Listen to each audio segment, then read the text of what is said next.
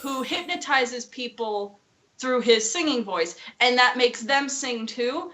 And he doesn't even have a real alignment. Like he'll hypnotize villains and heroes and bystanders just so that he would get. All he wants is attention. That's essentially all he wants. Well, if this isn't a perfect introduction for this very show everybody is watching right now, hello and welcome everybody to the AWKWARDCast. ANY and Keyframe wonder about random drivel.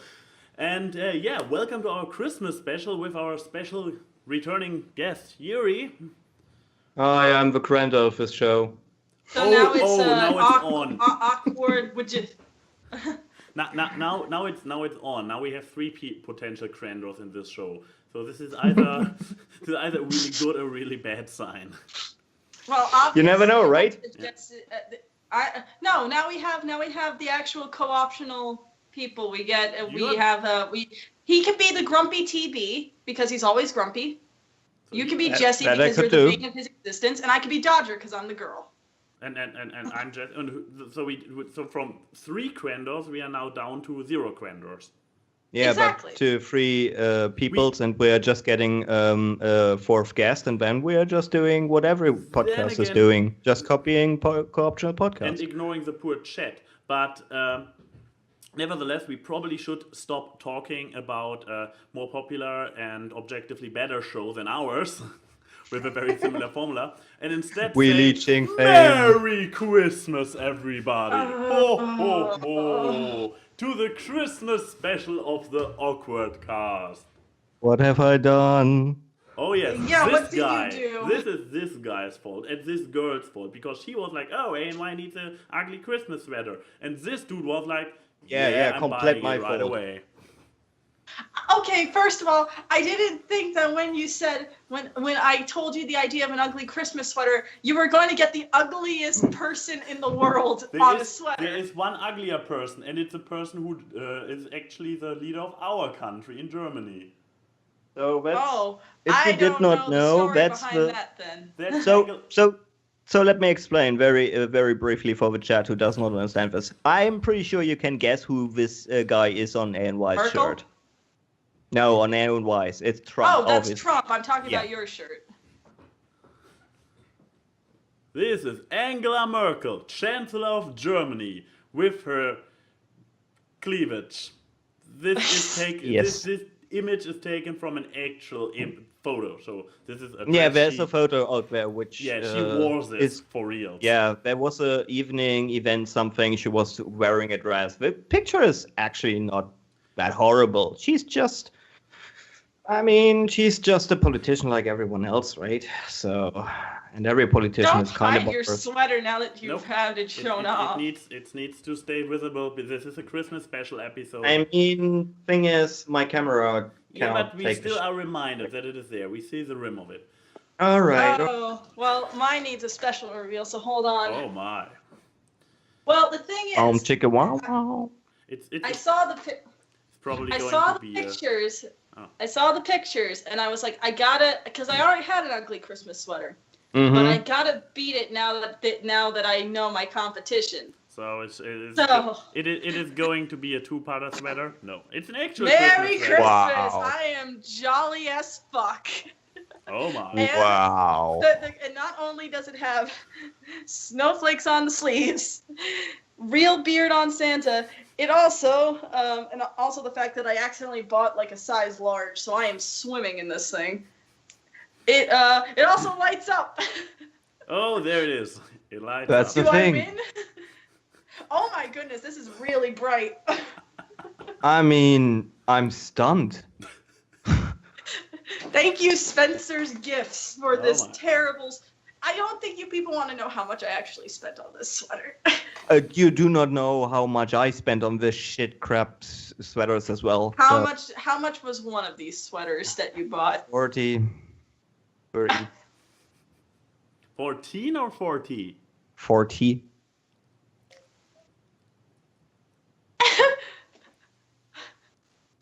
It was overnight, and I had to do it very fast, and I just did it on a whim. I mean, who cares? It's just money. This is not even a high quality print. I know, If- but it's if it hilarious, makes right? if it makes you feel better, I think I spent $35 on this one, so we are close in price of frivolous Christmas spending. Not even for gifts, for gaudy sweaters. I mean, the You thing guys is, realize we don't make any money with this show, right? that We need to doesn't get matter. a sponsor. We need to get a sponsor. Spencer's Gifts, if you would like to sponsor me. I'm wearing your products. It's very high quality. It actually is a really comfortable sweater. Usually sweaters like this are very itchy. You guys have great light quality. If I am in a blackout, I can just use this sweater to guide my way out of any situation. Keyframe, can you repeat? Where did you got this wonderful product? I got it from Spencer's Gifts. Spencer's Oh. Gifts, the only place where you can get ugly Christmas sweaters, lava lamps, and dildos. And that is Nice. not a lie. Nice. You know what? That's guys? wonderful. I have to go there and have to buy me some of those products she just mentioned. Guys, I will not be part of this. I hide my face now. Oh. Oh. Good job. A basic description, just for people in the chat who don't know what Spencer's Gifts is. Spencer's Gifts is basically, if you know what a Hot Topic is, take that and add more stoner, bachelorette party kind of stuff, and then you pretty much have a Spencer's Gifts. Wonderful. Oh yes. Oh yes. We are getting in trouble with. I was very tempted to get, there was a sweater that had a snowman on it, where the carrot was not on the snowman's face, it was on the bottom of the snowman. Classy. We Penis But I joke, don't know right? if Twitch would ban me for that. I just wanted to say I'm not sure if we are still within the Twitch guidelines. I probably should stop scrolling. Yeah, I mean, just stop it. at least this Oh, I one, found it. this is a Christian channel. It has it censored the word fuck with a present. That's very Christian. Also, you made a bargain because it's more expensive right now. Oh no, the reason why was there was a 30% off deal. So You see, you actually made a bargain on your ugly Christmas sweater. I'm very proud of you. how much is it on the website? It is 42, and it is reduced from 60. So your sweater is worth 60. Let's talk about value proposition for those kind of trash for a moment. Also, I don't just care how to much- add extra, yes, this is a sequined Santa cap, because I could have bought a normal Santa cap for $2, but no, I spare no expense and I paid $5 for this hat. Yeah, she's like the dude from Jurassic Park, right? Not shying away from any costs, so just make it I'm better. not going to.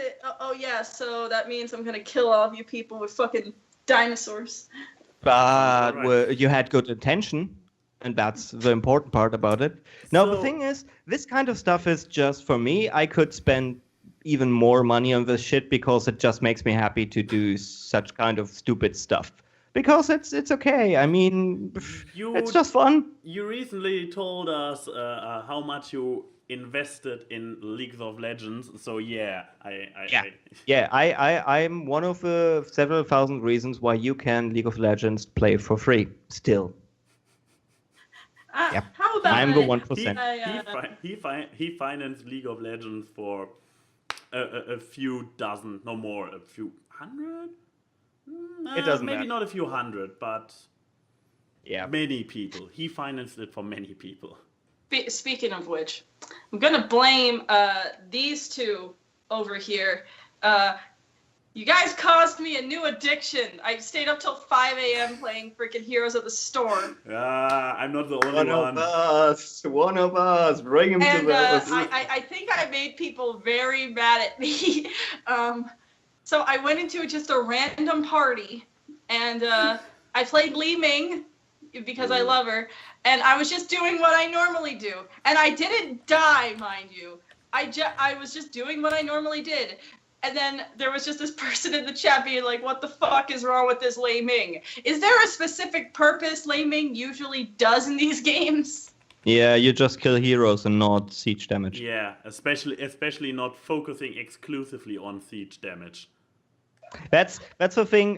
What I was about to tell you all the time. If you want to make siege damage, you would pick a specific character for that, which is not Mi Ling. She is a hero killer. She just stands there and tries to kill heroes all the time. That's her But Lei strength. Ming is so good at destroying stuff. No, she's not. The only thing Actually, not. No. She can do it from far away, from outside the range of the tower. But that's it. If you But want to destroy towers, I love doing it, so you play people have to Sergeant Yeah, deal that's with Hammer. it. fine. You play Sergeant Hammer. She is destroying towers in her normal attack like hell. I But I mean, hate Sergeant Hammer.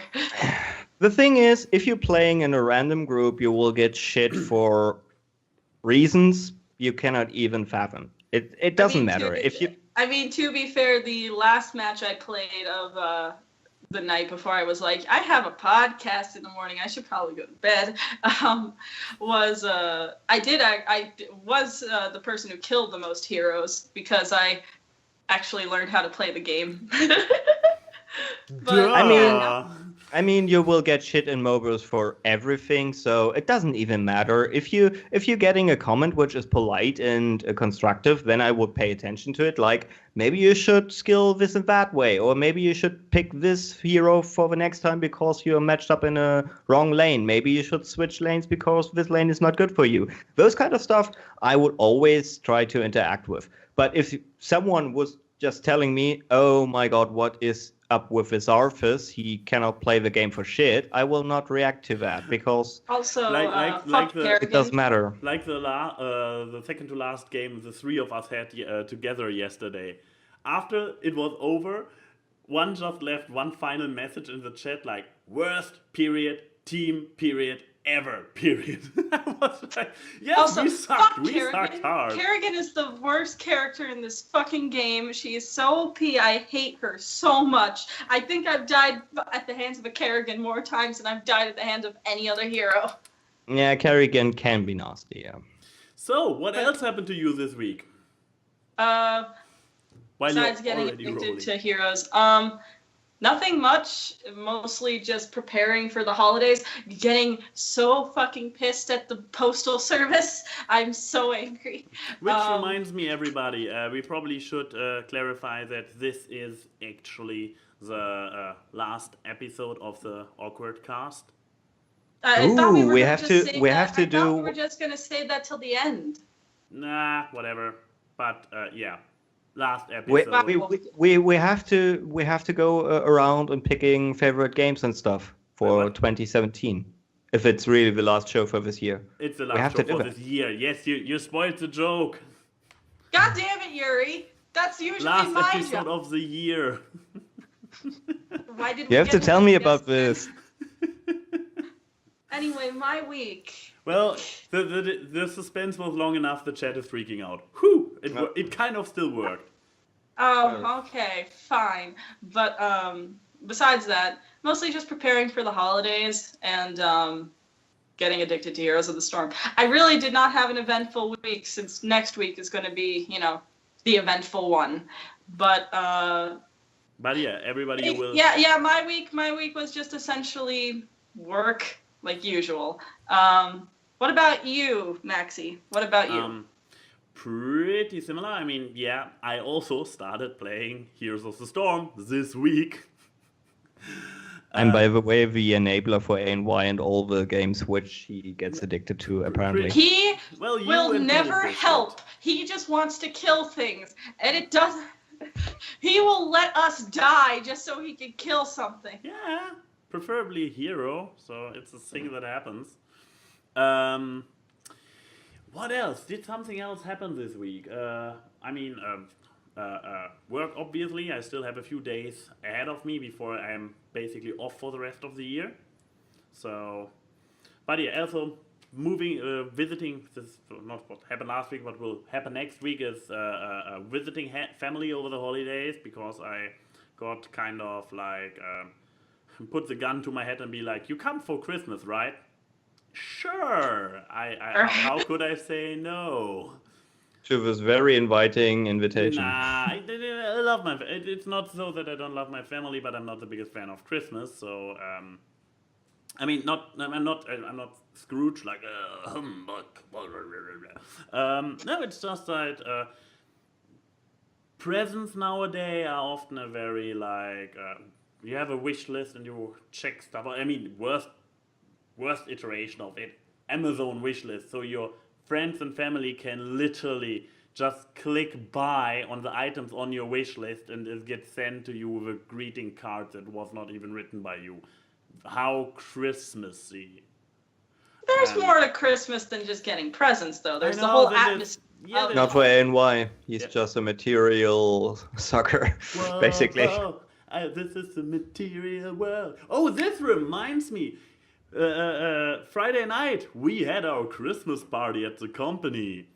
And Yeah, tell me about it. for the first time in like 2 years or something, we also have smaller parties throughout the year, but for the first time in I believe 2 years, we had once again a karaoke machine. Oh boy. So, after the usual stuff like with speeches, The horrors, with chat. big The dinner, horrors. with mullet wine outside, they had a little stand for mullet wine, for beer, was great. But yeah, the moment the karaoke started, I was there for the first song at. Whoop. He's just like whoop. No, when the karaoke started for the first song, like I don't know when did you leave? 10:30. 10:30. Mm-hmm. Oh, so late. Kinda late, yeah. Then I didn't spend as much time in the room as I thought because it was shortly after you left that the karaoke got started. Yeah, it started right when I was announcing my leave. Yeah. And well, I stayed there until I believe 3 or something. I left the room to get some new drinks to water my throat, and I had a great time. That was my party. That was anticlimactic. I don't know. I love karaoke. Maybe at some point videos or photos from the colleagues will pop up because I started out. I mean, the funny thing is when the karaoke, because I'm the person who is trying to stay sober for karaoke instead of needs to be drunk in order to sing karaoke. So I hold myself back more or less for the drinking before it.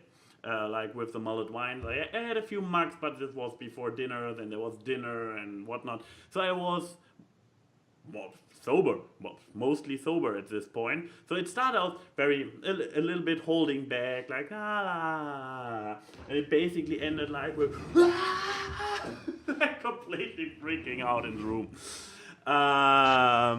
What songs did you sing, Maxi boy? Oh, what? There were some songs that I did not know by name, but the moment they started, I was like, okay. Somebody was Yeah, like, those hey. kinds which you just know because you heard them before and you can just sing along. Older stuff like classic, and somebody was like, "Hey, how about we sing this song?" I'm like, "I've never heard it." No, believe me, you know it. And then it started, and I'm like, "Oh yeah, I know this song," and I could sing the lyrics and everything. And I saw the lyrics on the screen, and I knew the melody because it was a classic, and I was like. Going into it. At the end of the evening, I had no voice left. When I was trying to sing, I could either sing in a grumbling voice because this kind of still works even if you have sung out your throat, or whenever the tones got higher, it was like completely cracking the voice, like not. So you either had like Deep Black Man or fucking Aerosmith, and nothing in between. A very whiskey voice that was left in there. Without whiskey, I had a whiskey voice, like completely clicking all the time. So you during your streams, okay? Pretty much. What about you, special guest Yuri? What was your week like? Oh, pretty full of just working for my upcoming stream for 2018. I'm just sitting over pondering about layouts, designs for logos, workflows for for all this kind of stuff. I also was of the Christmas party, obviously. We also have a photo, two of us with a sweater in front of a Christmas tree. It's on Twitter. You can find it there. But I left the party a little bit earlier because I had a family meeting on Saturday at 10 in the morning, which is always fun. So, yeah. Yeah, but for the rest of the week, it's pretty much just working on the stream mostly. The rest is just the normal daily routine. I have nobody over to Christmas. I do not need to prepare for Christmas at all. So I'm not in the stress, I would say. So it's kind of good there. So I'm also working through the years basically. So nothing very special there. Yeah. Also, I put welcome to the Awkward Cast with the most eventful people in the world. Absolutely. Yeah, basically. Yeah. Also, I put the link to your Twitch in the description, so everybody who is interested in seeing what the great plans of the Yuri hold in the new year, you can start following him now. For someone who does not have anything to do on New Year's evening, just watch out what's maybe happening on the stream. Oh my, that's an announcement. But yeah, this there might, if you need something awkward over the upcoming weeks when this cast is in Christmas hiatus, so maybe this guy can provide. So. I'm pretty sure I mean, can. if he streams RimWorld at all, they'll get Keyframe and ANY in some shape or form. That's true. That's true. Yeah, I was actually pretty excited and also pretty bummed that I could not make it today in time, so I could play for longer. But I just thought about this goddamn game the whole week, because it's always more fun to just do this with persons you're already related to in your mind, basically. It's always the same when you're naming your characters in Darkest Dungeon. You just name them from FTL, whatever. Every time when you put a name, Oregon Trail. Every time when you put a name from someone you know from real life or you can relate to onto this digital random assembly of pixels, it immediately becomes attached to you. So, and then it's always more fun to just play around with, because now you care that actually someone get hurt and maybe die in this grim world. I would have restarted so much over again already in this session if I not would have just seen Keyframe defending ANY from this grim dark raider dude and just with her punching bare him to hands. death. Oh, bare hands. And we are also about to face the terrible plague of beavers. Yeah, that's exactly. We'll see if we can survive this. So that's always by fun. the way, do they reproduce, or if you let them be? Yeah, they do. I mean, it's really like plague. They have already been like a dozen or so. Mm-hmm. I mean, if you just kill one or two, it's not a problem. But if you're just attacking in a row more beavers, they will just coming after you all at once, and then shit gets really serious. I like the fact that in RimWorld, Keyframe is just basically better at ANY's jobs than he is, because apparently she's a better marksman than him, but he's the one with the gun. Well, I was supposed to be the constructor, but you don't stop constructing walls, so that's a thing. You wanted wood, and I'm providing it. Yeah, but now you're also making the floor and building walls and shit. And also we have to see what Frederick's Death's Door for half of the game. Yeah. Yeah, that's actually true. Because we also need to this bedroom. Anyways, you were saying. We also need to see what this Frederick dude is now all about. What his fate will be. Mm-hmm. The mute because we have a new colonist, maybe a new colonist in our game, so that will be fun. So yeah, maybe I extend this show not to a pre-show, but also playing RimWorld under the week. But yeah, right now I just try to focus on just improving the stuff for 2018, because then we will just see more of this and similar kind of stuff on the channel anyway. So. Pretty excited about that. So I guess moving on to media. You want to go first, Keyframe, or should we start ours? I have a feeling your guys' is either going to be really long or really short. I have 2 medias I can talk about. Oh, then I will go first. Probably. You go. Because I don't have a life, so I didn't go out to see a movie like these people. I pretty much go to movies only when I'm visiting you people. And that's a very sad truth. But I'm just going to give a little context here, because my media is actually a book. And, oh god, this is heavy. Oh, jeez. Do you even lift? I do lift. It's just the Nice. fact that I am not lifting from a very good position. That's true. But I think people who have known me long enough know that I'm kind of a fan of the Beatles. And This so is American rock band, right? Yeah, I heard about this. This is a ska band, isn't it? I'm opening up applications for new friends. But no, so I have quite a bit of Beatles merch, and a lot of them are actually books because I like to research because they have a very interesting history and stuff. These are all my books. Okay. The bottom So one much is paper. encyclopedia. So much paper. But there's one book in particular that I think even people who are not fans of the group would like. So that's do why you I charge wanted to those with USB-C or? I don't get it. Who's BC? What? No, I just didn't- make a joke about. Oh, I didn't hear you because I walked away from the bullshit, so. I walked away As you from would do. haters. I personally I want can't find the book. point out how well prepared Keyframe is, and she told me earlier, like, no, don't put it on the screen. Don't No, look I up don't. an image of the book. I just can't have find it the book here. because I knocked over all of I them have earlier. a physical copy. You don't need to display it, please. Oh well.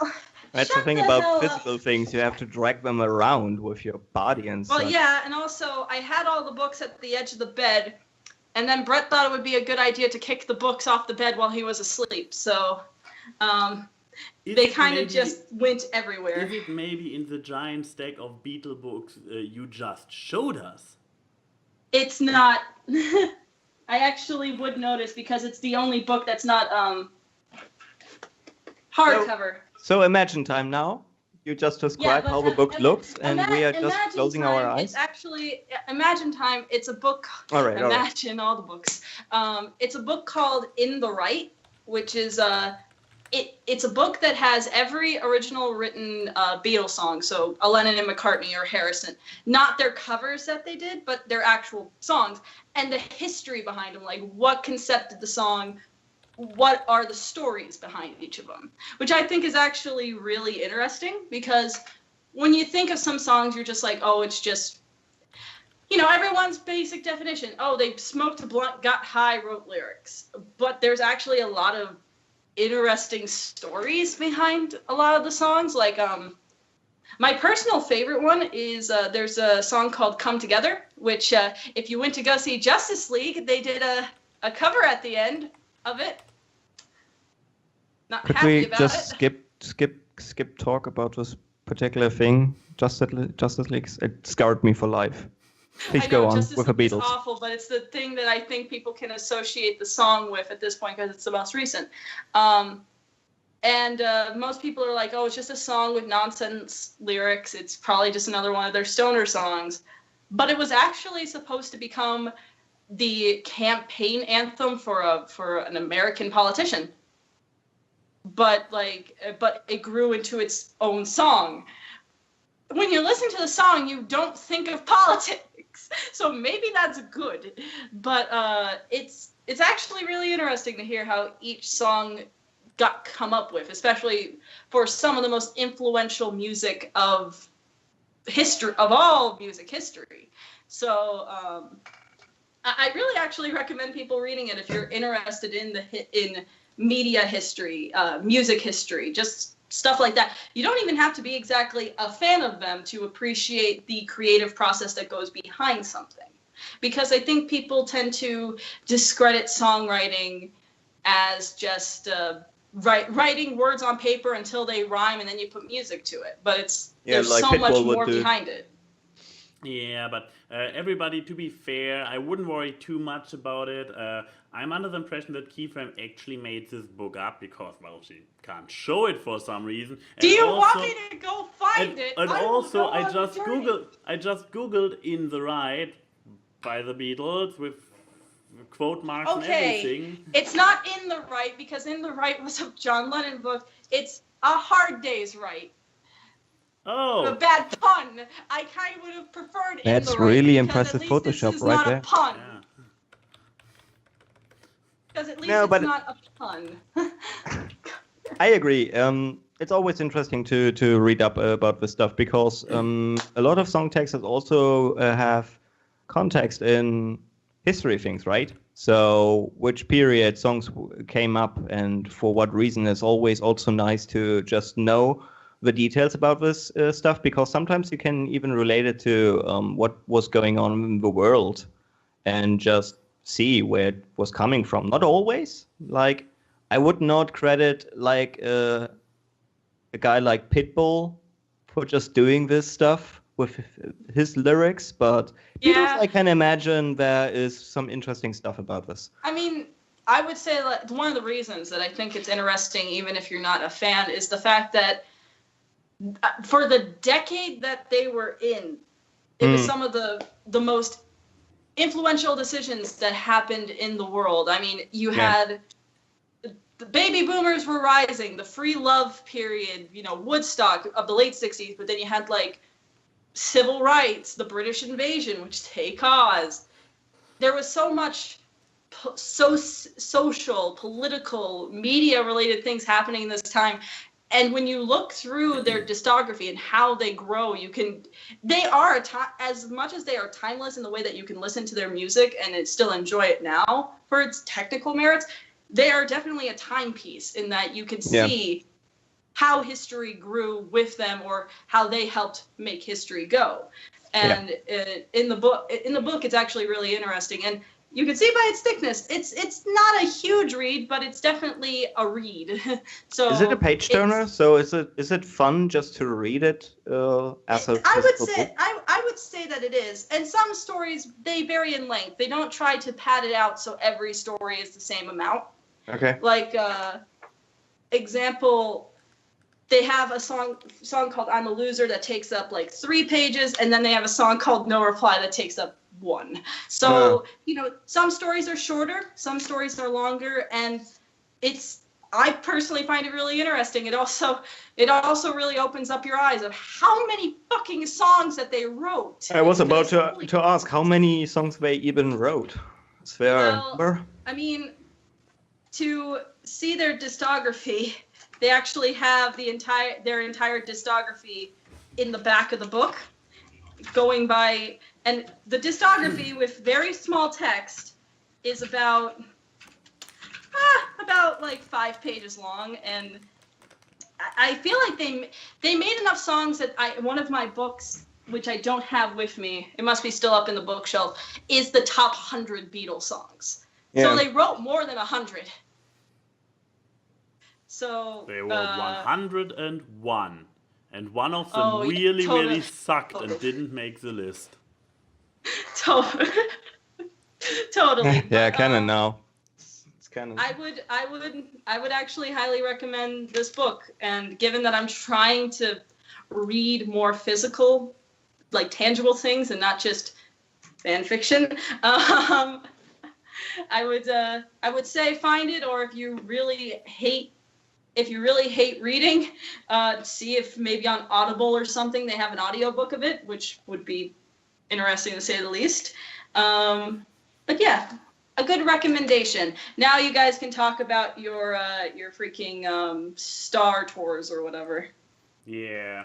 I would actually also talk about something else, because I probably will do the talk about Star Wars. Fair enough. So what are you going to talk about? The newsroom. Right. I like the person in the chat. Man, this talk about the Beatles repulsed the chat because no one was talking.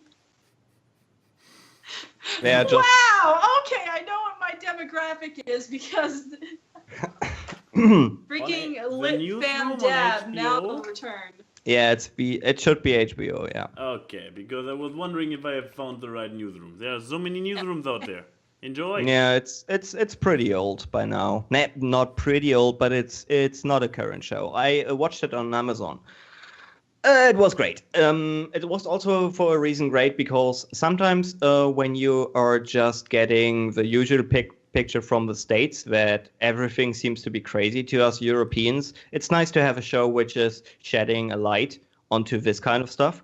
We also had a recent talk, ANY and me, about the news and how it's influenced by so many things like corporation, who's owning the news network, and all this kind of stuff.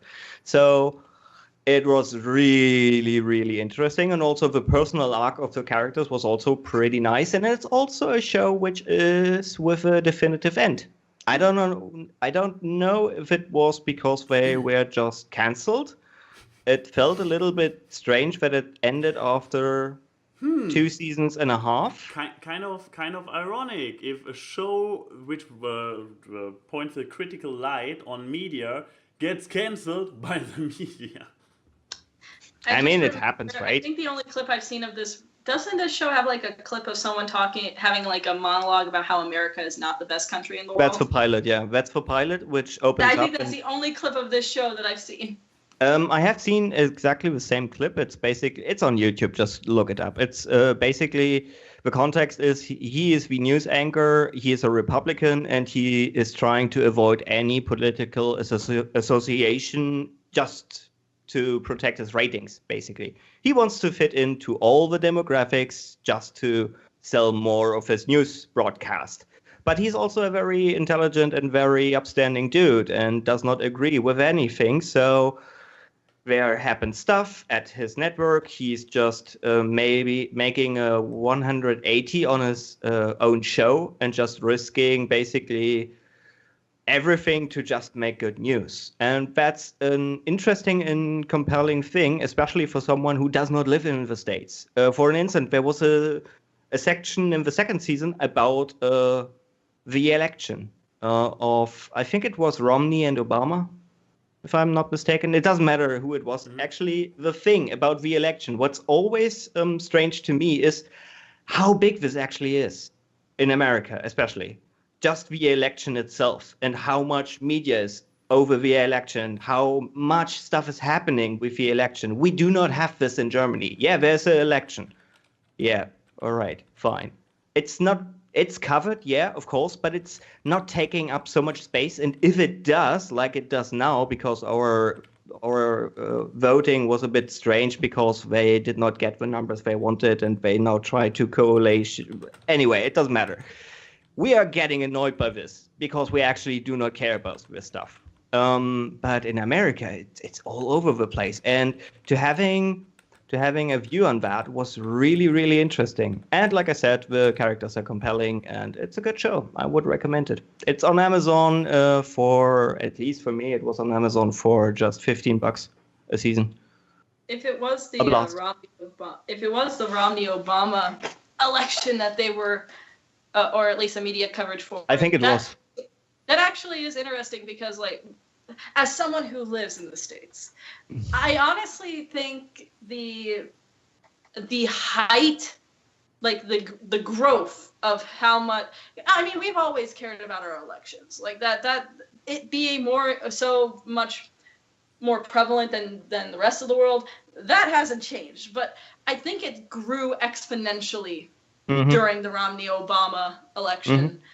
I mean, it says something when some of the most viewed and highlight videos of 2012 was people making parodies of Obama and Romney. And I mean, that was the first time Epic Rap Battles did like a presidential election fight with each other. That's when Shmo Yoho, the Auto-Tune the News people, started doing it.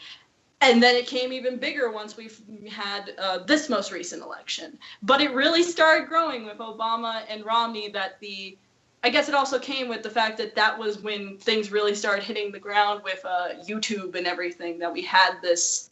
Because in 2008, when Obama first got elected, it wasn't as big as 2012, you know? Yeah, probably, yeah.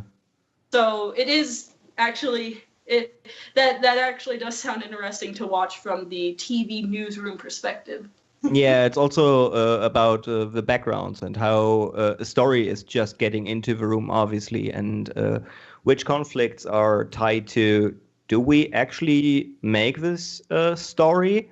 Are we sure that those facts and those things, I mean, there was...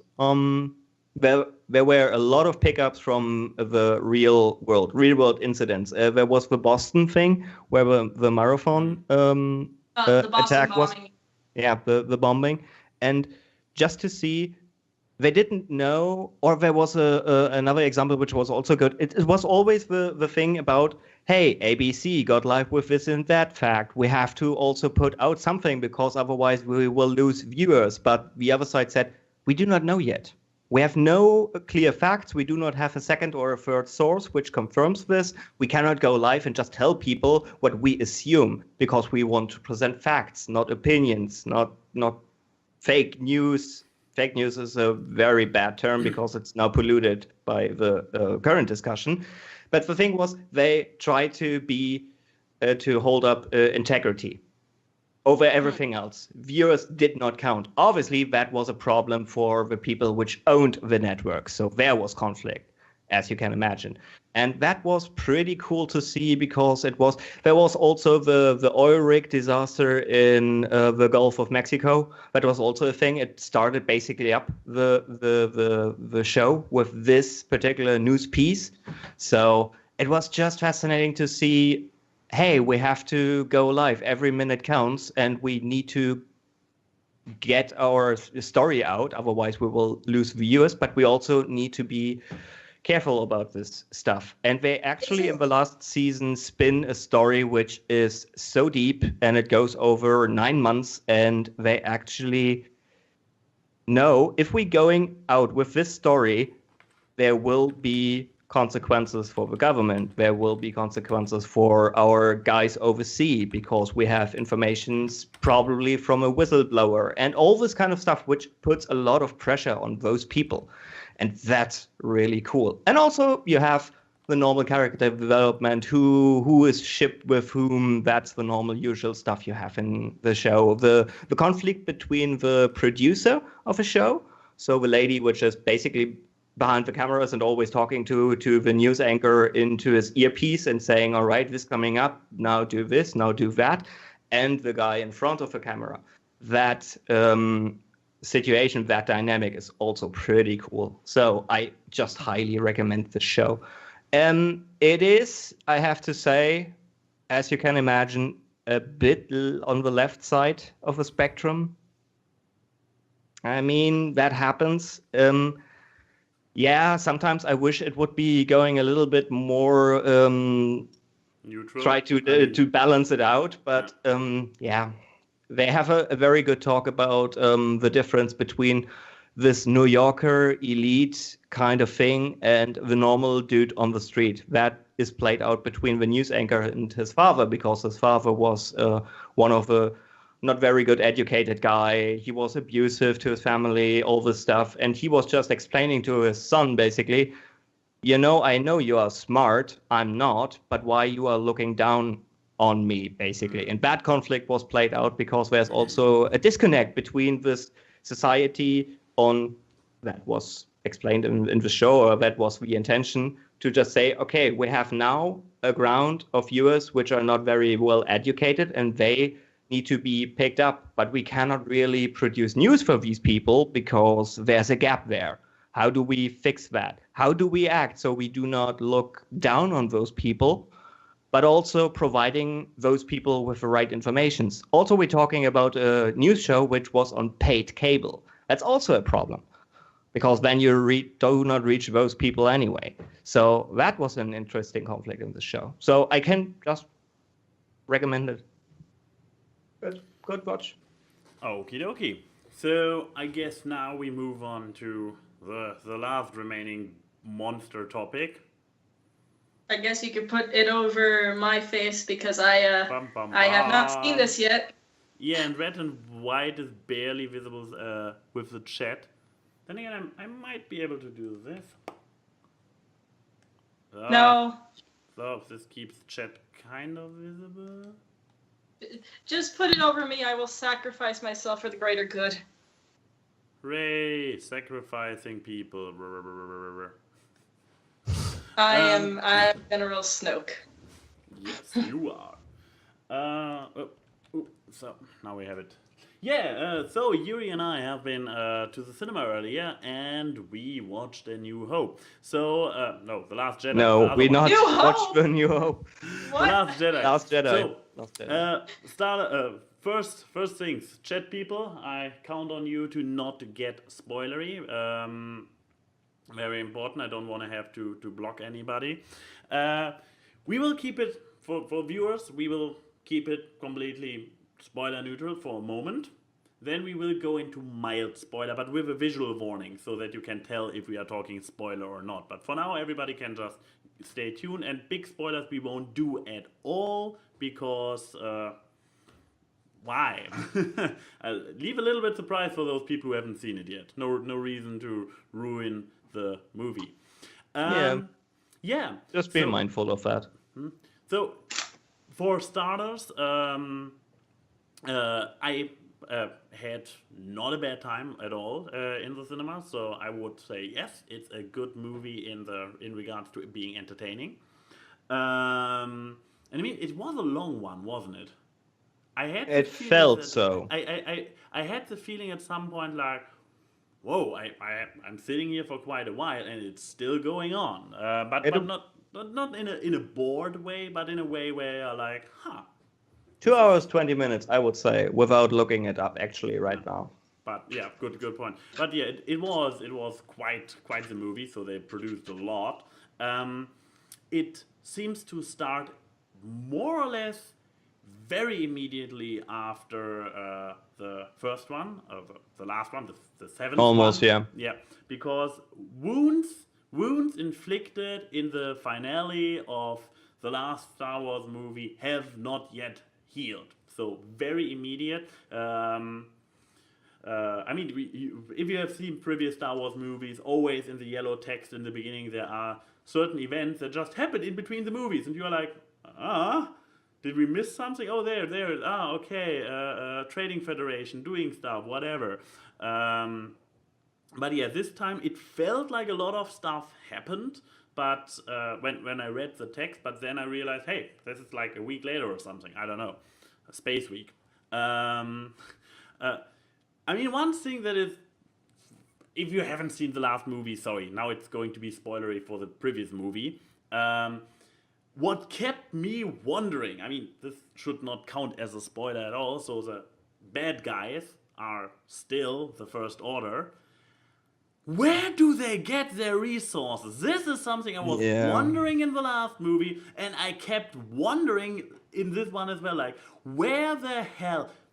Original trilogy, they have been the freaking Empire. They have been in charge. They could build 2 Death Stars, or 1.5 Death Stars, because they were the establishment. In the new trilogy, the Last Order are actually the outsiders. They are the splinter group. They are the little troublemakers, which used to be the rebels. But now, in the second installment, they are so powerful that the Resistance, which was a very stupid name in the first movie, is now actually like a small resistance trying to fight the big baddies. And I'm like, how? Where did they get the resources? Seriously. I mean, this stuff. I would assume Snoke has a lot of power when in that kind of case. I guess so. Must be. I mean, they don't explain it. It's just like, yeah, here we are. We have a bunch of shit, and we will kill you now. So that was the threat. They suffered I would think, tremendous defeat in the last movie. They blow up a planet, didn't they? They blow up their entire planet. I don't even know how many resources they put into their planet. I mean, the Death Star is already giant, but they this planet thingy, which must have been a project for decades to be built, they lost this, and they are still like, we still have a dozen more asses up our sleeves, giant ships everywhere, like, huh? But, yeah, this is just a general problem I have with an observation, you would say? Yeah. It's just, I mean, at the end, Star Wars is the science fantasy story. You shouldn't take anything too seriously, but this is, I mean, I forgot about this. This was really something I was wondering about in the first movie for the beginning, like where do they get the resources? And here it was like with the opening, but through the rest of the movie I forgot about it. So I got so entangled by the movie that I was not thinking constantly about how do they do that. Once the immersion is restored, it stays restored. Then maybe another thing that is completely spoiler-free and can be addressed. Those little creatures that went viral. Those cutesy thingies. I don't The know. porgs. Porgs. Borgs? Borgs? Porgs. Porgs. Porgs. So the porgs, they are not a big issue. The internet exploded about them, like, no, it's a horrible thing. They are the Jar Jar Binks of the new movie. They are the minions of Star Wars. They are. I thought they were just going to be like Tribbles, where they're just mildly annoying. We're not even that. Yeah, not even to that. be honest. They have been there, yeah. I mean, I haven't seen the trailer, so I don't know what moments everybody was freaking out and worried about, but they are there. There was a shot where one of those things was seen in the Millennium Falcon cockpit, basically, and a lot of people draw their assumption based on that one scene. Given that those kind of kid-friendly, gimmicky, annoying sidekicks have been an issue recently. See Minions, see Baby Groot. Baby Groot, who started to be amazingly cute and funny during the opening scene of Guardians of the Galaxy 2, turned into one of the worst aspects of the movie, not because it was bad, but because they did too much of it. It's ingenious in small doses, but in big doses it becomes very quickly too much, and with those little pork thingies, they kept the amount perfect. They were there, they were cute, but they didn't overstate their welcome. Worked very well. So your overall entertainment rating was thumbs up, I would say. Pretty good. Right? Entertainment was definitively thumbs up. There have been a few moments where story-wise it was, or maybe not even story-wise, but from the way it was displayed. Yeah, the pacing was a bit off at certain places in the movie, I would say, because what I feel, just to jump off this point, I have to rewatch this movie to make my mind up about it if I like it or not. It was entertaining. Would I recommend it? Yes. Go there. Just go without any expectations whatsoever. Just go there and watch it. It's an entertaining, good movie. No question about that. I mean, still, there were pacing problems. I feel like I said, I have to rewatch it because sometimes it feels like they capture the sense of the 70s, which they still try to capture certain points from the design of the 70s, which are still in Star Wars. That's, by the way, the reason why the new 1, 2, 3 episode movies never worked quite as well, because they just blew out the CGI stuff and just made every shit through the roof. The new 8 and 9 7 and 8 just trying to go back to the feel of the 70s. And they do that, and that is good because it reestablished some sense of the old movies, which we all liked and loved. But it also messes a bit with a certain expectation about modern movies these days. You have slightly, when they're pushing the plot along, you feel that, all right, that's actually a modern spin on a material which actually was working better in the 70s. For example, in the last movie, they basically planned out the same situation as you would have it in the New Hope. Hey, we will blow up this Death Star thingy, which is actually a planet. They spent not 60 seconds on the whole scene because it was like, yeah, we have done that before. Everyone knows how this goes. Yeah, right, go. Okay, let's do it. And bam, to the space, CGI, battle, to the ground, boom, planet, done. Because the audience is already trained to know how this stuff goes, right?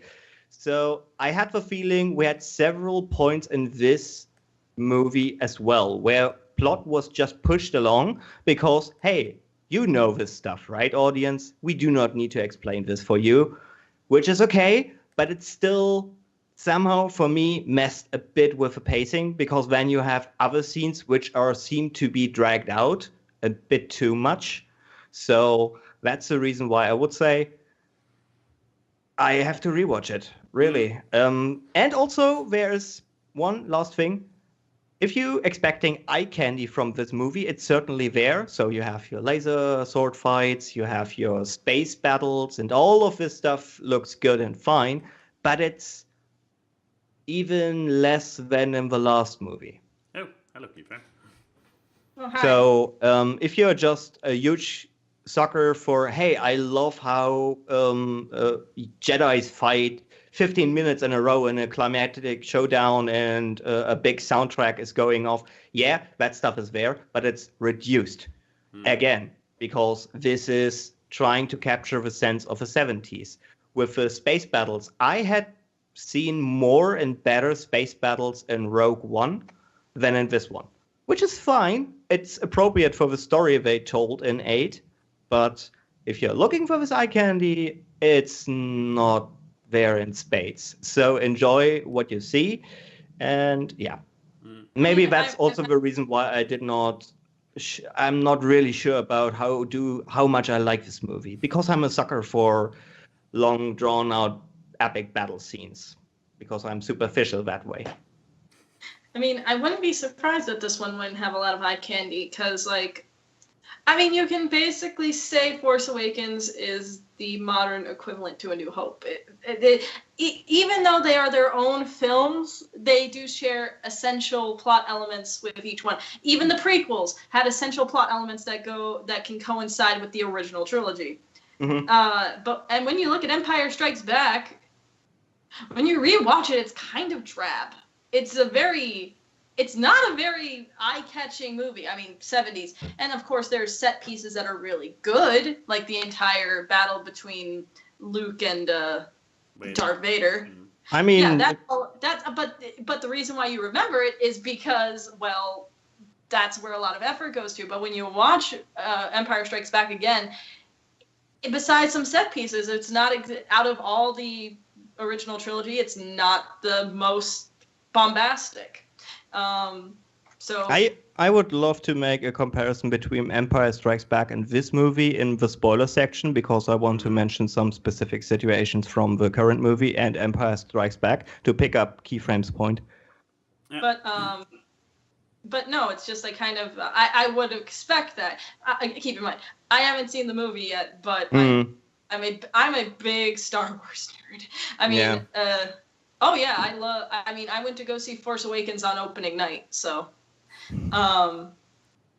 I would not be surprised if it wasn't the really big visual one, but that's kind of the reason why I like these new movies over the prequels. Oh yeah, totally. Prequels. Yeah. But like what you said with the sword fighting scenes, I feel like these movies have at least most of the time a good mix of the flashiness that they added to the franchise with the prequels, because the prequels were the things that introduced the long choreographed fight scenes. When you actually watch the original trilogy, it's just two guys hitting each other with swords. Yeah. Think really critical about the fight between Obi-Wan and Darth Vader in A New Hope.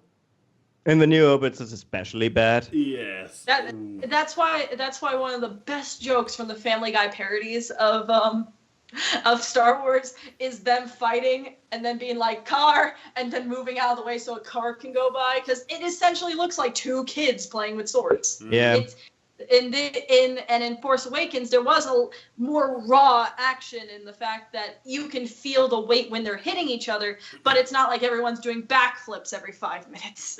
By the way, fun fact, even if you would rewatch the first fight scene with Darth Maul, which was the shit everyone was losing their mind over, me as well, try to rewatch that. It's also not aged well. I mean, there are some scenes which are still cool about it, and when you saw for the first time that a fucking Sith with a fucking double laser staff thingy is just fighting two Jedis with a big epic music swelling in the background, that was awesome. That was really awesome, and it was a really good payoff for this horrible movie which you had to suffer through. But today it did not age that well.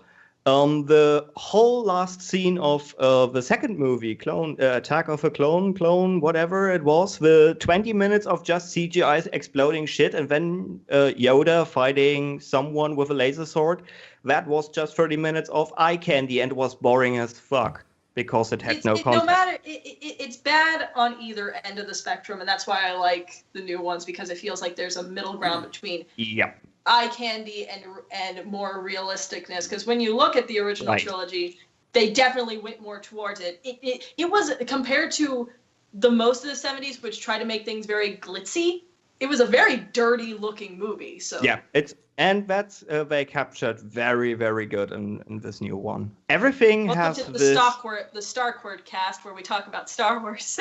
Yeah, Nothing much. They catch this in the new movies. They already did it in the in movie 7, and they do it again in 8. That they totally 5. nailed. This feeling of the old trilogy, 4, 5, and 6. It's episode 4. The prequels don't exist. No, they don't. They don't. Yeah, so that's my assessment. I really would like to make the spoiler thingy happen, because I think I nailed something down. And I'm going to mute you guys too, because I don't want to. Yeah, maybe my final spoiler-free verdict. That I also had not the feeling that it was perfection. So this is probably where your feelings of I need to rewatch it comes from. It had a lot of twists and surprises where I was like, and it thankfully went not down the Shyamalan of twist, like there was not this huge what the fuck. It was expected. It was turns that made sense, so they came not out of nowhere, but it was still like they don't. This is probably something that is good for everybody who is skeptical about it to hear. Because a lot of people with The Force Awakening have been very much like, ooh, they are, okay, this was very close to A New Hope, like very, very rehashing. Yeah, like do they try to recreate Empire Strikes Back, which is one of the most acclaimed. Desert planet, we have this little loner kid who gets connected to the Force, we search for an android, secret plans, yada, yada, yada. Giant ball in the sky destroying shit. So, one of the biggest criticism for The Force Awakens was that people have been like, ooh, is this just a rehash of the old movies? And with The Last Jedi, I can say, or I would say, maybe you correct me, I would say yes, they did not just continue old stuff, they actually tried to tell their new story, come up with new surprises, twists, whatever. I mean, nothing could live up to I Am Your Father, which was like they didn't try to capture this again. They did not try to recreate Empire Strikes Back. Yeah, which I give 2 thumbs up for. That they went from a very similar first part of the trilogy now into a different direction. So it's a new, more original thing to see.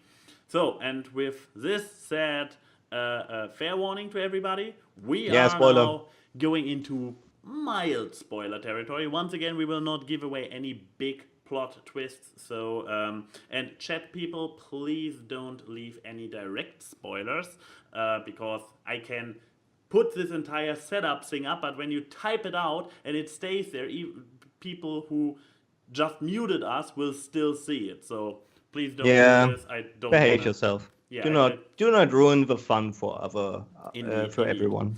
You wanted to talk about specific stuff. No. Yeah, 2 things. 2 things actually. One thing which I felt a bit strange, they resolve big conflict very quickly. So they are set up a few conflicts also through the movie 7, which are carried over to the 8th one, and this gets elaborated on and then resolved very, very quickly, and then the movie goes on to just going through the motions, which was a bit surprising to me, not in a bad way, but it felt a bit strange because There are certain situations where you would expect, okay, this will now go. You cannot really predict the outcome of this conflict. You know it's coming up, but snap, bam. Now we move on and have the next situation with those characters. That was a bit surprising to me, and also it felt a little bit off because it came out of nowhere, a bit, the resolution.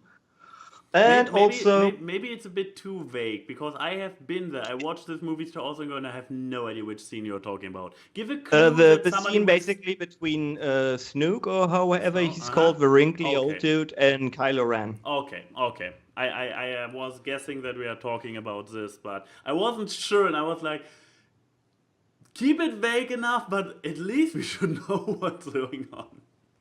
And the other thing is the comparison between Empire Strikes Back and this movie. Mm-hmm. There's a chase scene also in this movie. A chase scene which is pretty slow and pretty long. The setup is basically this. The main villains chasing the main protagonist, so the Resistance, in a very slow and very dragged out chase scene where they basically one fleet chase the other, and they cannot really get in reach of the turbo laser thingy, so they cannot shoot down the Resistance, but the Resistance cannot escape because they're getting tracked. Like the Millennium Falcon in an asteroid field. And that's the point. We're talking about the chase, which is also in Empire Strikes Back. But Empire Strikes Back has 3 different situations. The chase in the start, where Han is basically just outrun Star Destroyers over again. Then the asteroid field, and then the whole city Bespin thingy, which is also a chase, but it's change of situation, change of location, and also change of tension. In every 3 scenes, and you're also having cool characters which are just going through these tricky situations while Luke is training with Yoda on Dagobah. You have the same thing in this movie, but you have a big giant fleet where also internal struggle and conflict is going on. That's fair. That's totally okay. But it felt completely different and just too slow for my taste, I would say. Mm-hmm. That was the problem. I mean, for me. You mentioned that the pacing was not necessarily down your... I mean, it was fine, but if you need to make this comparison because Empire Strikes Back is there, and you have this chase scene from the Millennium Falcon, and you have the situation where the Empire is chasing them through the whole galaxy. And you have the same situation in this movie now, and they're very slowly crawling ahead, and the big Star Destroyer. Also, it does not really make sense. You talked about this. They have so much resources. They have so much cool shit in the New Order or First Order, whatever they call it. Are you telling me they are not capable of just calling in another ship and just saying, you know what, jump, one parsec ahead and just come from the front. They cannot evade. So that whole conflict felt artificial. Unnecessarily so, I would say. So that's maybe my biggest bum about... That's nitpicky, by the way. I'm aware. That's very nitpicky, and it's not really breaking the back of it. I liked the whole Luke and Rey part. That was pretty good for me. I was satisfied with that. I'm still not keen on Kylo Ren, to be honest. Mm-hmm. And also the dude from the First Order, they're still there. I'm not keen on them. Maybe I get convinced in the next movie, but I still, as villains and as antagonists, I still cannot like them. Maybe because they are too real to normal people. Because, remember this, Vader was basically just the mega villain and never showed any emotion, any remorse, nothing. It was just a blank robot Terminator-style dude, which just running around and just... killing people basically or chasing them, and he was always ominous and dark, and that was cool. And the Emperor was only seen in the last movie, and he was basically just, I'm an old wrinkly dude, and you did not know about the memes of unlimited power yet, so that was also ominous. Snoke and Kylo Ren, and especially the officer from the First Order. You okay, Keyframe? They do not get there. Yeah. Not at all. That's my part. Yeah.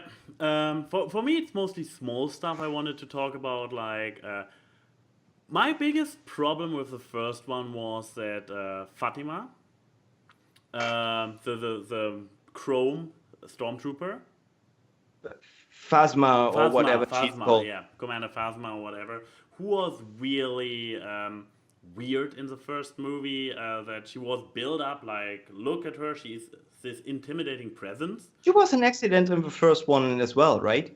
It was an accident, right? I don't know. She was not planned intentionally. Something was about there was. her. Yeah, what happened to her? She got captured by the good guys. Got a pistol put to her head and be like, lower the shields, and she does it. All right. And she No, does I it, might. and I was like, I meant in really? the sense that the character was basically Yeah. just made in the first movie, not intentionally. Something was there. I cannot recall what it was, but she was not a planned character as a character in the movie. She was an afterthought. Okay. Something was there. But yeah, it was like she was there. She had this presence, this cool outfit standing out. She's played by Yeah, a cool and actress. her resolution And was then a it's bit. like, here, lower the shield. Okay, but you won't get away with it. And then they throw her in a garbage dump. For a cheap half- laugh. For a cheap laugh, basically. Yeah, but they throw her in a garbage dump and they blow up the entire planet a few minutes later. How is she even there in the second part? Are you not disappointed with the resolution, how her story basically evolves through the film as well? Because that was also very... She got a little bit more to do in the second movie. That's something I'm thankful for, but still not...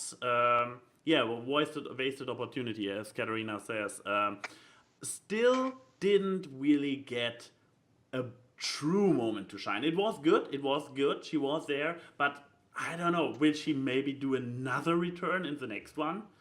I would say so. Yeah, I mean, so far, as you said, like with Kylo, it's so hard to make to follow him. Maybe it's understand him. intentionally. I don't know. I have a feeling it's intention. It's on purpose that you have your doubts about this character. But yeah, and then maybe one last thing, that there was one very big WTF moment near the end where you think like, what?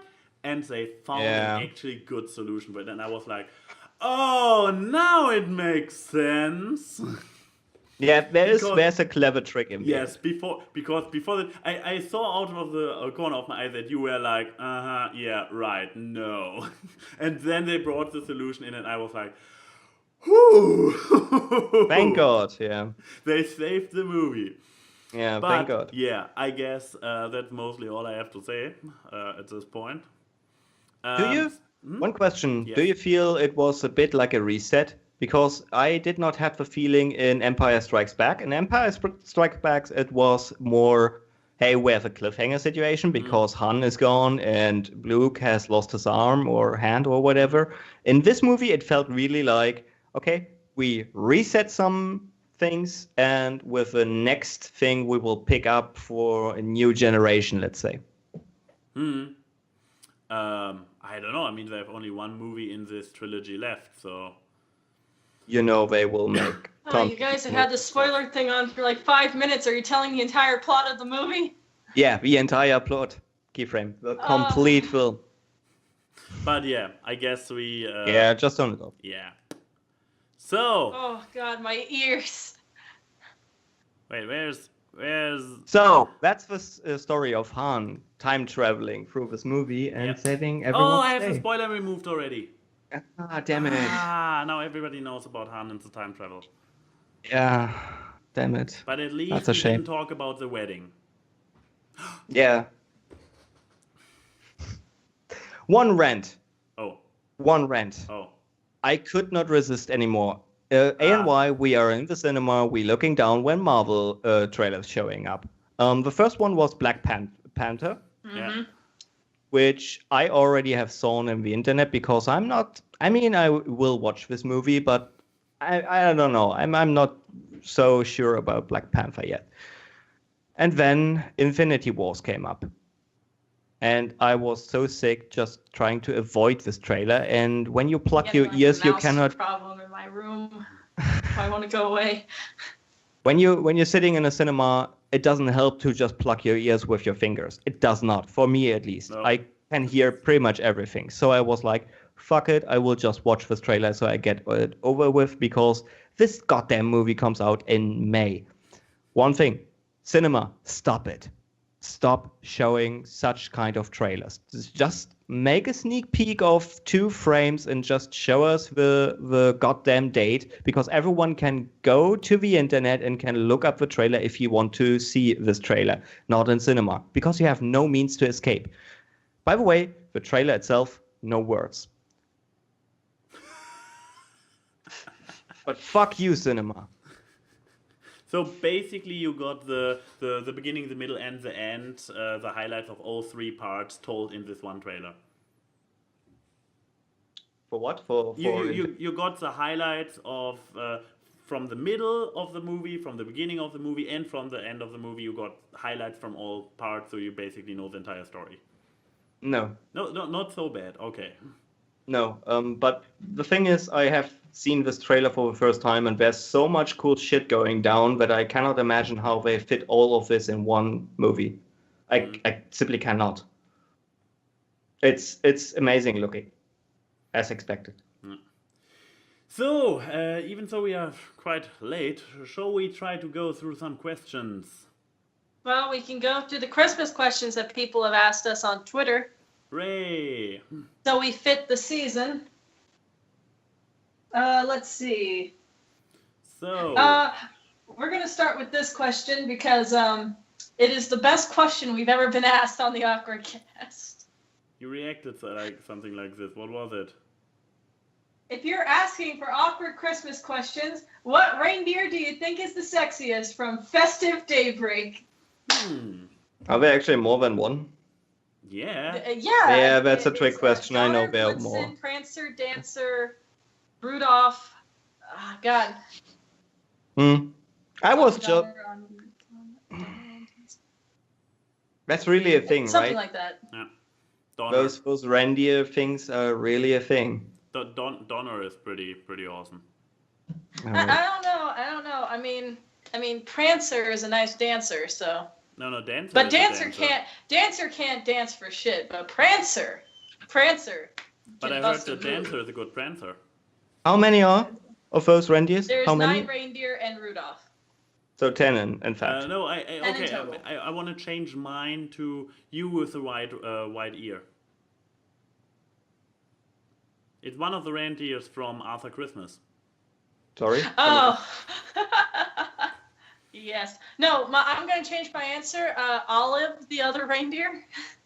Only a few people that I know will get that reference. So. And it's the best reindeer because it's a dog. I rolled a d10 and it says the 9th one is the best one, so... Poe asked, Well, there you go.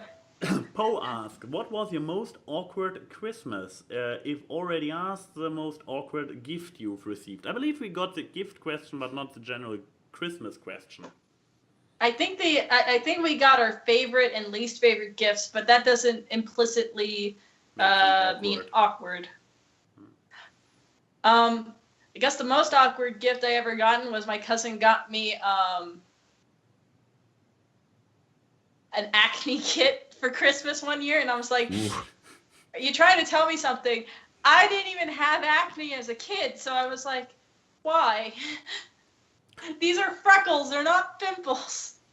Try to scratch them off after all. I don't know if this counts. It might be awkward for other people. I actually thought it was pretty cool. In a self-made advance calendar. Basically, in Germany, we have those calendars starting with December the 1st. Every day, you may open a little thingy and get a chocolate. It's an advent calendar. An advent calendar. Yeah. Okay, you guys know this over there as well. I wasn't sure if this is an American thing. It's an English thing. We have it. It's an international thing, I would even say at this point. I dare to say the word the word advent is actually Latin, so. Everything derives from Latin. Pretty much. Oh, shut up. But yeah. Next time do this while telling us. You have to act like them. Actually, it's a Latin word.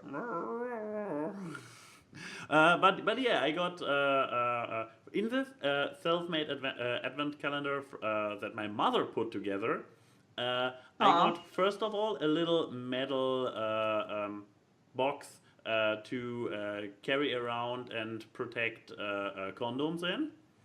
And I also got another big metal box with for Traubenzucker, sugar. This sugar dextrose sugar that allegedly makes you think better. But Yuri's locking up. What's it called? Glucose. Yeah, so glucose, basically a box for to keep glucose in, and on the cover it is like allegedly glucose is making you more horny or whatever, but this doesn't bother you now, does it? With a little cartoon of a boy and a girl being very happy and stripping. Stuff my mother gave First of me. all, I was like, okay, that's not really that awkward. But then it turned into a very special thing. To be honest, I was like, shit, my mom gets me. That's always good, right? Nice. So yeah, Yuri, your most awkward Christmas / gift. I do not want to be mean. I mean, every gift comes with good intention, right? Mm-hmm. Every Happening. year, my mother or my sister, they actually take turns, make attempt to give me electrical razors for my face. And none of those are working. Never, ever. It was good the first time when they did it. And then they just gifted to me and I was like, oh, cool. So I do not have to wet shave anymore. I can just use this one. It stopped working after 3 days.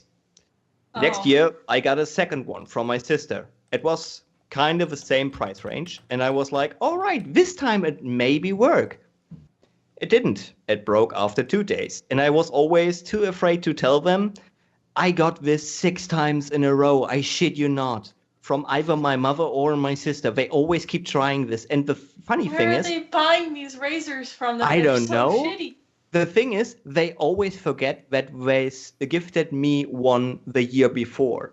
So the last time it happened, I was like, seriously, dead drop, just opening it and was looking up and was said, Mom, we have to talk about this. This cannot go on. I have piles of those not working shave thingies at home. Please stop buying them. All right, I will do that. Yeah, and let my sister also know that she can also stop buying me this crap because you seem not to recall that you give me this over and over again. So that's maybe the most awkward thing I always get. Oh. Next, also from Poe, a different question. Can you translate the following? 0100 From binary, I'm about to do 1101. that right now. I'm already ahead of you. It basically says Merry Christmas Key. Oh, in binary. But not binary. ANY, just me. Yes, I'm not sure how to feel about this, Poe. So it's nice. Maybe Poe is from the Mechanicus. That's a Warhammer 40k reference. Nobody in this channel will get. Probably not. Move on. J Fox of Chaos gave us a Christmas quiz. An entire quiz. Oh. And I kind of want to do this as the last thing because because the subtitle of this is Christmas crawls nearer with each passing second. Are you prepared for the Red Jacket Man? That sounds like a horror movie, not Christmas. This also sounds like a poster thing, and I will put the link for everybody else in the description down below. But yeah, to answer the question, are you ready for Christmas? I believe I still haven't got a present for my nephew, my godchild. You're so lazy, dude. You know that, right? Maybe. I'm pretty much ready. I mean, because I'm traveling to Indiana for Christmas, so the gifts that I'm not buying the gifts until I'm over there because I do not need to put a bunch of presents in my suitcase because I don't trust the airport. And Also, readiness is not necessarily only presents. Are you in general ready for Christmas? no. Okay, that's good. India, I is mean, it? I'm ready. I'm ready in the sense that I have the supplies needed, but I'm not ready mentally. How about Sorry, you? Sorry, Keyframe, that I do not know it. But where is India as a state in America located? Okay, you look at Indiana. Because I want to ask you for snow, basically. Do you prepare for snow? And it would be pretty strange. I really don't want it, but I'm probably gonna get it because All right. we are like Indiana's the Midwest, so it's Yeah. the middle of the country, but we're in the northern part, so we get pretty much the leftovers from Canada. Oh, all right. So Yeah, you in like get snow. 2014 or 2015, we got. It must have been 2014 because everyone was using Frozen memes. It was when the two polar vortexes came down from Canada right onto Indiana. I think schools were closed for almost a month in total because there was just so much snow and ice. Jesus. So, I would- shall we get those last two questions and finish Yes, it up? yes.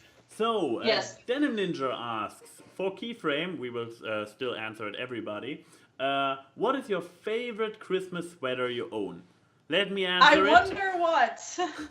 This one, because it's the only one I own. That's your only favorite thing you're gonna have that is Trump on it.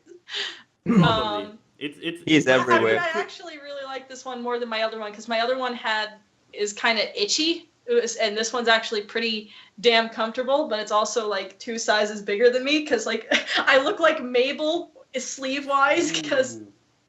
It's actually But true. It lightens up. It's colorful. It's too big. You basically are Christmas Mabel. Yay! But yeah, I guess this is my favorite Christmas sweater. Yuri, do you have another sweater that you can count as an ugly sweater besides the one you're wearing right now? Several, in fact. Yeah, I have them in my closet. I could just pick one, but I can make a picture on Twitter and just tweet it out. I have one actually. Golden Fox is here, and he brings the puns. Hi, Golden. Your sweater will surely be the light of your. Hold on. Nice one. Yeah, just go hit him. Lightning round, NY. 2017. What's your favorite game? Okay, that I I return. played or that came out? I don't care. Lightning round. Whatever you want to answer, just answer. 2017. What's your favorite game? Go. Probably Stardew Valley. I thought so. Keyframe. Your favorite game? trash. 2017. Go. Cuphead. Nice. That was not so bad. Nobody picked Doki Doki. Then again, I believe Doki Doki isn't meant to be a favorite game. That's compelling. It's interesting, Not be my but favorite. I mean, can something that causes trauma be something you favorize? No. Okay, last I mean, question. Cuphead, you can argue, causes trauma. No, it's true. That's a motherfucker of a game. And I mean, the trauma of my pumpkins rotting when the fall is over is pretty hard in Stardew Valley as well. Anyways, last question by Nelson Demifer. What is the weirdest thing you've ever seen for Christmas that you've wanted to get? So basically, something weird you wanted as a present, I presume. Every Christmas sweater I saw at Spencer's that I didn't buy. I really was tempted to get the gingerbread men that were fucking, or the rain. There were not one, but there were 2 different sweaters that involved reindeer fucking each other. Sounds about All right. right. I wanted them, but Weirdest thing that I saw where I was like, I want this for Christmas.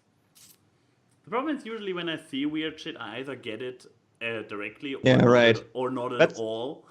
That's either the good thing or it's the good thing and in the same time the bad thing about being an adult and having money to spend. You get the shit you want, but that lowers the expectation or the tension for getting presents. You're just telling everyone, you know what, just don't get me anything. I will get the stuff I want anyway for myself. So God, you guys are fuddy-duddies. yeah, I know. We are, aren't we? The most horrible thing is I always a good guesser when I get a present which is not good at all, especially if someone is gifting you. And really just saying to guys, you know what, don't ask me. Yeah, just try, just ask guess what you will get. And am I right? So that's not good. I'm at least good enough with gifts that people don't know exactly what I get them. Yeah, I like random shit. Just if you want to gift me something random. I mean, I got a very perfect gift in Secret Santa at work. It's a voucher. It's a Steam voucher. Somebody knew me. That's actually sad. You know that, right? It is sad on so many levels. First of all, I got a voucher as a present, which is sad. I'm actually liking it, which is even worse. I got my Secret Santa socks. You did. Why did you get the universal gift that no one wants?